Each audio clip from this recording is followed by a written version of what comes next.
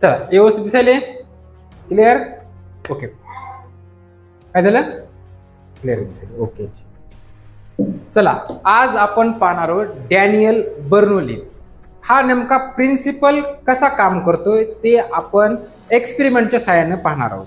तर पहिल्यांदा आपण डॅनियल बर्नोली यांचं प्रिन्सिपल पाहू आणि प्रिन्सिपल हे आपण प्रॅक्टिकलच्या स्वरूपामध्ये पाहणार आहोत. म्हणजे त्याचे दोन एक्सपेरिमेंट सध्या आपण घेणार आहोत. एक आहे वॉटरचा आणि एक आहे पेपरचा. अत्यंत साधा आणि सोपा आहे. पाहू आता प्रिन्सिपल काय सांगतो आपला. The pressure of air decreases. Pressure कोणाचे एअर काय व्हाले डिक्रीज व्हाले व्हेन इट्स व्हेलॉसिटी इन्क्रीजेस. जेव्हा व्हेलॉसिटी इन्क्रीज होते तेव्हा प्रेशर ऑफ एअर काय होते डिक्रीज होते. पण व्हाईल उलट त्याच्या काय होणार the pressure of air increases तर काय होणार व्हेन इट्स व्हेलॉसिटी डिक्रीजेस. जेव्हा प्रेशर इन्क्रीज होतो तेव्हा व्हेलॉसिटी काय होते डिक्रीज होते. म्हणजे काय नेमकं pressure is inversely proportional to velocity. Inversely proportional कोणाला आहे व्हेलॉसिटीला आहे. कोणाला आहे व्हेलॉसिटीला आहे. जर प्रेशर जर वाढलं तर व्हेलॉसिटी काय होईल रे कमी होईल. प्रेशर कमी झालं म्हणजे व्हेलॉसिटी काय होणार काय होईल वाढणार. म्हणजे हे जे आहेत क्वांटिटी एकमेकाला कसे इनव्हर्सली प्रोपोर्शनल आहेत. इनव्हर्सली प्रोपोर्शनल म्हणजे एक वाढणार आणि एक कमी होणार. मग ह्या ठिकाणी आपल्याला माहिती आहे प्रेशर ऑफ एअर जर कमी झालं हवेचा दाब जर कमी झाला तर काय होते तेव्हा व्हेलॉसिटी काय होते इन्क्रीज होते. म्हणजे वेग काय होतो वाढतो. आणि जेव्हा प्रेशर ऑफ एअर हवेचा दाब वाढतो तेव्हा व्हेलॉसिटी काय होते डिक्रीज होत असते. तेच आपण आता साध्या आणि सिंपल प्रयोगाद्वारे आपण पाहणार आहोत. पहा आता नेमकं काय आहे तर. आणि हे जे इक्वेशन आहे हे लक्षात ठेवा. पी म्हणजे pressure is inversely proportional to 1 velocity. Okay pressure वाढलं म्हणजे व्हेलॉसिटी कमी आणि व्हेलॉसिटी वाढली म्हणजे प्रेशर जास्त. ओके पाहू आता आपण प्रयोगाद्वारे आपण पाहू. या ठिकाणी सर्वांचं लक्ष आहे. हा कशाचा ग्लास आहे पाण्याचा भरून घेतलेला आहे. दिसत आहे सर्वांना ठीक आहे. मग काय करायचं एक पाण्याचा ग्लास घेतला मी भरलेला घेतला का येस आपल्या समोर आहे. मग 2 स्ट्रॉ घेतले. ओके मग जास्त लांब ठेवायचे नाही कारण ह्याच्यावर काय होईल मी ज्या हवेची फूंक मारली तर काय होईल ते तिथपर्यंत पोहोचायला पाहिजे. नाहीतर आपण जर स्ट्रॉ जर मोठा घेतला तर एक्सपेरिमेंट म्हणजे एवढा असा भारी होणार नाही. पाहू आपण. एक स्ट्रॉ मी सिंक केला कशामध्ये पाण्यामध्ये केला आणि दुसरा स्ट्रॉ आहे मी याच्या वाटे काय करतो हवा काय करतो बाहेर पास करतो. ह्याच्या कशा वाटे स्ट्रॉ वाटे कुठे याच्या डायरेक्ट आपला दुसरा स्ट्रॉ आहे ना ह्या ठिकाणी मी ठेवल्यानंतर पाहू आता नेमकं काय होते काय नाही. तर पहा सर्वांचं लक्ष इथं असलं पाहिजे. ओके पाहू आता काय करायलो मी एअर पास करायलो कशा वाटे या स्ट्रॉद्वारे. पाहू अरे शिट्टीच वाजवली की नुसती. हो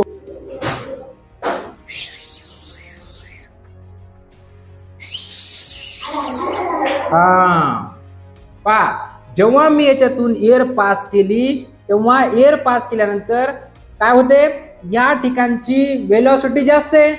बरोबर व्हेलॉसिटी जास्त आहे म्हणजे प्रेशर ऑफ एअर काय होईल कमी होईल आणि या ठिकाणी काय होईल प्रेशर जास्त आहे. आणि कधीही जास्त दाबाकडून कमी दाबाकडे जास्त दाबाकडून कमी दाबाकडे याच ठिकाणी असं होते. जेव्हा मी फुंक मारली याच्यावर इथून काय केली मी व्हेलॉसिटी वाढवली आणि व्हेलॉसिटी वाढवली म्हणजे याचा अर्थ प्रेशर ऑफ एअर काय झाली या ठिकाणी कमी झाली आणि खाली दाब वाढलेला आहे. ओके अगोदरच आहे ना इथं कमी झाला आणि खालून पाणी वरी यायला लागेल कोणत्या दाबाकडे कमी दाबाकडे.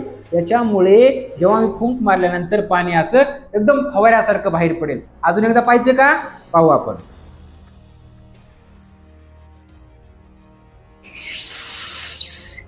ओके दिसलं ना समजलं तुम्हाला हे काय तर प्रेशर इन्क्रीज केल्यावर व्हेलॉसिटी काय होते कमी आहे. ओके, आणि व्हेलॉसिटी वाढल्यावर प्रेशर कमी होते. आणि तेच तर मी व्हेलॉसिटी वाढली आणि प्रेशर काय झालं, वरी प्रेशर कमी झालं आणि खालून जास्तकडे वरून खाली पाणी यायला लागलं आणि त्याचा फवारा व्हायला लागला. ओके, समजलं. आता हे झालं. आता आपण दुसऱ्या माध्यमातून एक शिकू.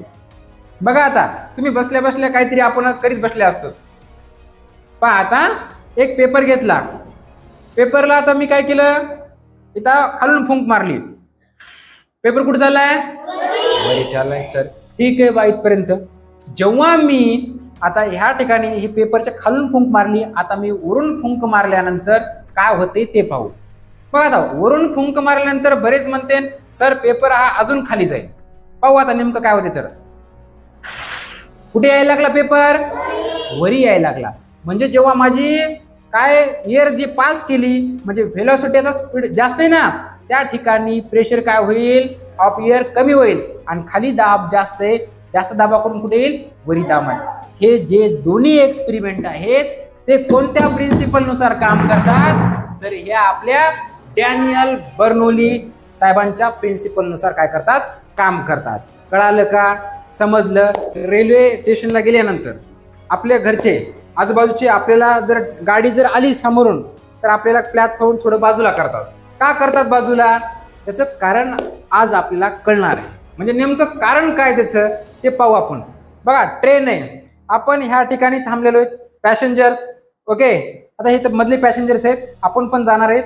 पण हे ट्रेन एक्सप्रेस आहे, त्याची व्हेलॉसिटी कशी ट्रेनची जास्त आहे. ह्या ट्रेनची व्हेलॉसिटी जास्त आहे आणि ही जे चालली ना ट्रेन एकदम स्पीडमध्ये एकदम ट्रेन, त्याची व्हेलॉसिटी काय असेल, जास्त असेल.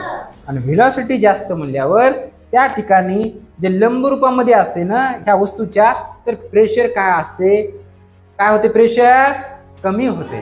व्हेलॉसिटी जास्त म्हणल्यावर एखादी वस्तू हवेमध्ये गतिमान असेल, गतिमान आहे म्हणजे याचा अर्थ लंब रूपामध्ये ह्या वस्तूच्या त्या ठिकाणचं प्रेशर कसं होईल, कमी होईल. मग आता आजूबाजूचं ह्या ठिकाणचं कमी म्हणल्यावर आजूबाजूचं कसं असेल, जास्त असेल. जास्त असल्यामुळं ह्या ठिकाणचं कमी होणार, तर हे लोक इकडे थोडंफार खेचले जाणार. बघा, ट्रेन आल्यानंतर आपल्याला एक अनुभव असेल, आपल्या समोरून ट्रेन झाली, आपण थोडासा समोर गेल्यासारखं वाटते. का, तिथलं प्रेशर कसं आहे, कमी का जास्त आहे, कमी आहे. आणि इथलं प्रेशर काय, जास्त. कमी कडून कुठे जाते, जास्त कडे. आणि मी त्या बाजूने काय झालो, खेचला जातो. त्याच्यामुळं आपल्या घरचे आपल्याला थोडं बाजूला करतात ट्रेन आल्यानंतर. आणि आपल्या घरच्यांच नाही तर आपण स्वतःहून काय करायचं, थोडं बाजूला जायचं. ओके, अशा पद्धतीनं. आणि हे कोणता आहे प्रिन्सिपल, कोणता प्रिन्सिपल आहे, डॅनियलचा प्रिन्सिपल आहे. आणि डॅनियलच्या प्रिन्सिपल नुसार आपण हे एक प्रॅक्टिकल पाहिलं, अजून एक पाहिलं आणि हे एक आहे. हे प्रॅक्टिकल करता येत नाही, समोरून अशी ट्रेन तुम्ही गेल्यानंतर कधी एक्सपिरियन्स थोडा पहा, तुम्ही खेचले जातात. अशा पद्धतीने आपण डॅनियल हा प्रॅक्टिकलच्या स्वरूपामध्ये पाहिलेला आहे. Okay, thank you.